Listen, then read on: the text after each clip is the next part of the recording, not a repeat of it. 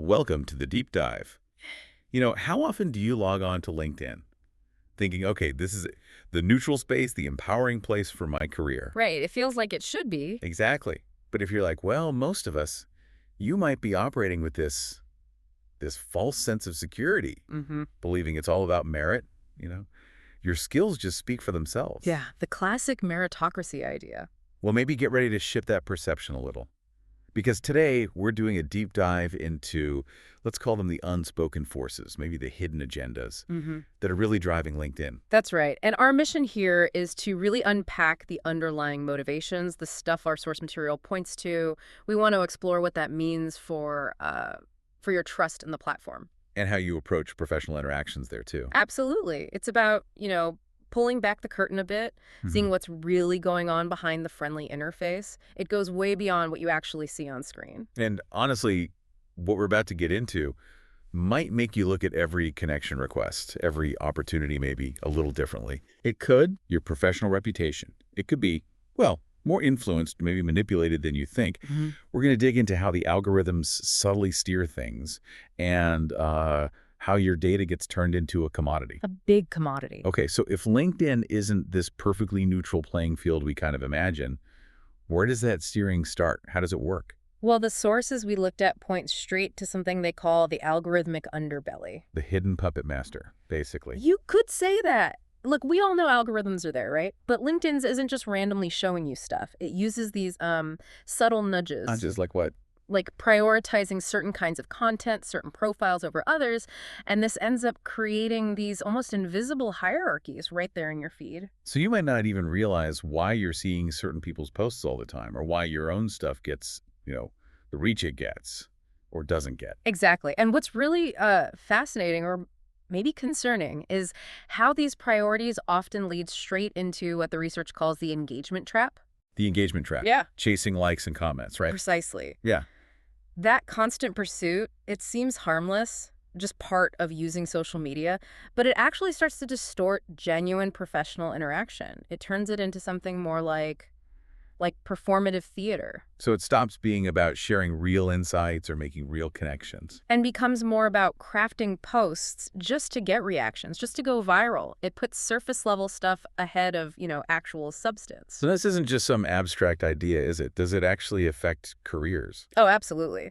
The research we reviewed consistently highlights a very real career impact from these biases. Like actual examples? Yeah, real-world examples where this algorithmic favoritism seems to have directly influenced who gets seen for opportunities, how professionals are perceived. Wow.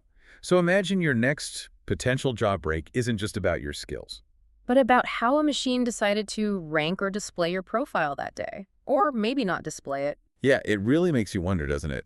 How many chances might have just slipped by because the algorithm wasn't, I don't know, feeling you that day? It's a sobering thought. And it leads to this other crucial question. How does LinkedIn actually make its money? It's not just premium accounts, right? That's what most people think of, the premium subscriptions. Right.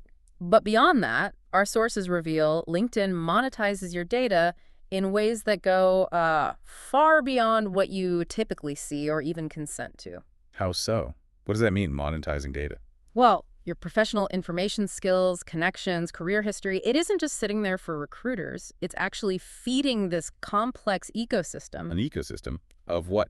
of data brokers, third-party access. Think of data brokers as companies that just buy and sell huge amounts of user data. So LinkedIn sells our profile info to these brokers. It feeds into that system. Yeah. It means your detailed professional profile can be packaged up, analyzed, sold to other companies you've never even heard of. For purposes we didn't agree to. Often for purposes you never explicitly agreed to, yeah. Okay, this is where it gets kind of tricky. Our sources called it the personalization paradox. Well, explain that. Well, on one hand, we want relevant content, right? Yeah. Tailored stuff feels useful. Sure, saves time.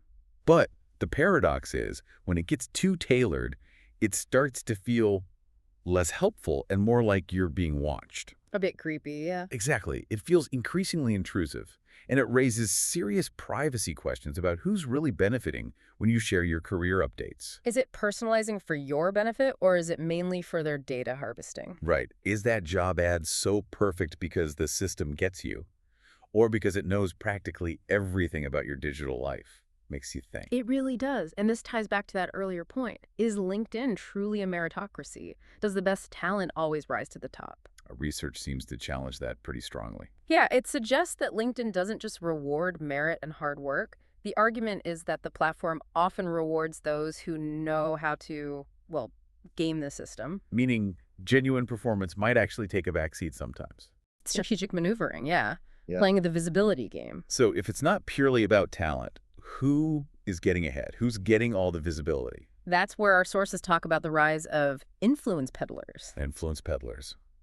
Sounds a bit shady. Well, it refers to profiles that get sort of disproportionate visibility, but not necessarily through organic expertise or effort. How do they do that then?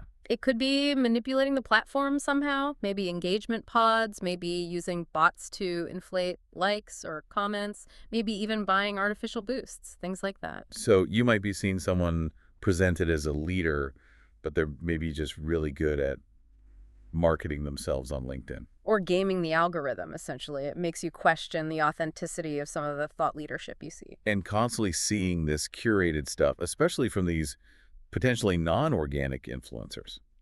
What does that do to us? It can create what's known as the echo chamber effect. Your feed gets optimized to show you what you already like, what you already agree with. So it limits your exposure to different ideas, diverse viewpoints. Exactly. It can create these dangerous blind spots for you professionally.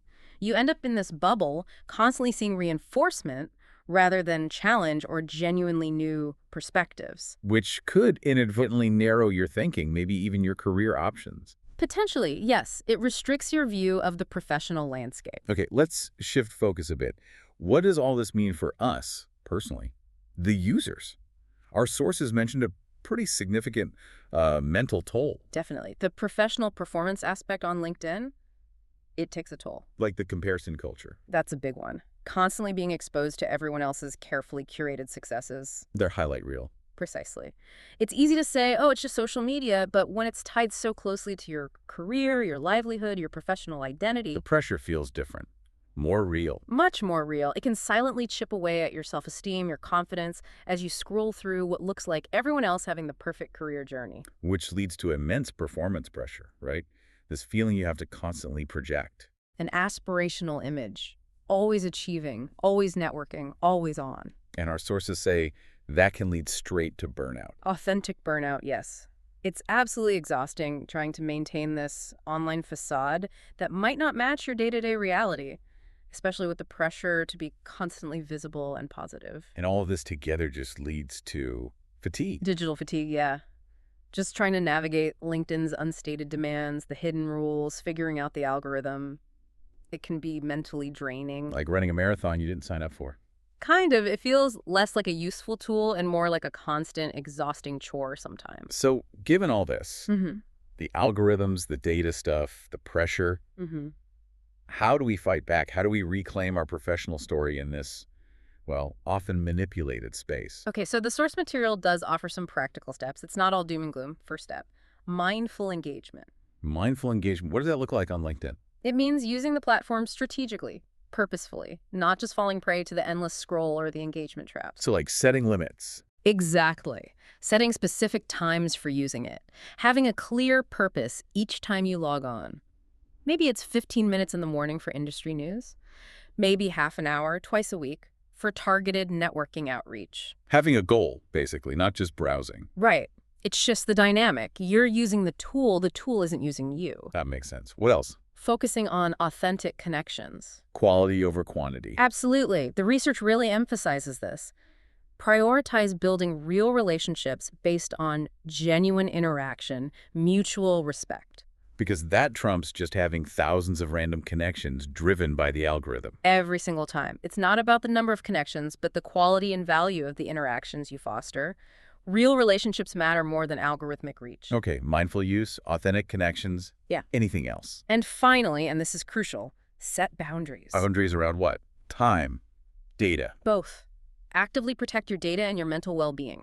Use the practical privacy settings LinkedIn offers. Understand them. Really dive into those settings, you mean? Yes. See what you're actually sharing. Limit usage if you need to.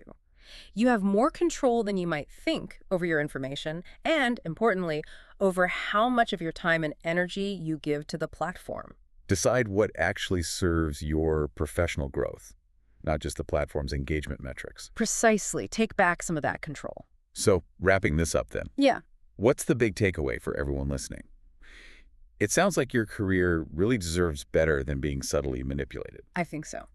And hopefully, this deep dive has shed some light on how these hidden forces work, but also, importantly, giving you some ideas on how to start taking back control, making sure LinkedIn works for you.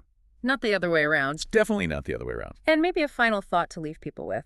Now that you understand a bit more about these underlying dynamics, these hidden agendas, how will that change how you approach LinkedIn or maybe any professional networking platform moving forward? That's a good question. And maybe even broader, what does true, meaningful professional growth actually look like in a world that seems to increasingly value digital performance over perhaps genuine substance? It's something to definitely think about.